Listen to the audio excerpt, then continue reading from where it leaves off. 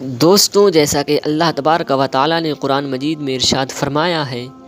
وَنُنَزِّلُ مِنَ الْقُرْآنِ مَا هُوَ شِفَاءٌ وَرَحْمَةٌ لِّلْمُؤْمِنِينَ، جس کا مفہوم یہ ہے کہ یہ قرآن مومنوں کے لیے شفا ہے اور رحمت ہے۔ تو دوستوں، اسی قرآن کی ایک عظیم صورت کا آج ہم ذکر کرتے ہیں،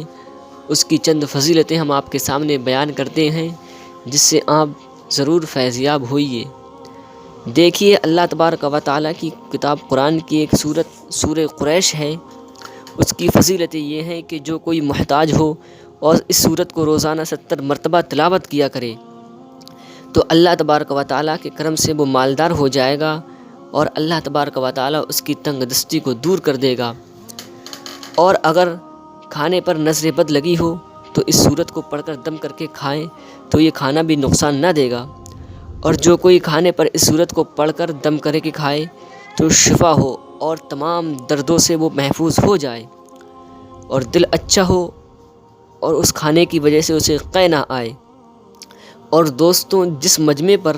سورہ قریش پڑھ کر دم کی جائے وہ مجمع نظر بد سے محفوظ رہے، اور دشمنوں کے شر کو دفع کرنے کے لیے اس سورت کو 101 بار اول آخر 7 بار درود شریف پڑھ کر دشمنوں کی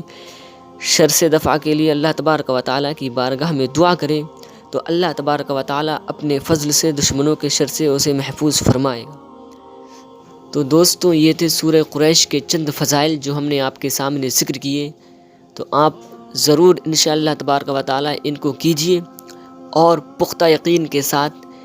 ان اعمال کو کیجیے، اور اللہ تبارک و تعالیٰ سے اپنی شفا کے لیے دعا کیجیے۔ اللہ تبارک و تعالیٰ ضرور شفا عطا فرمائے گا۔ السلام علیکم۔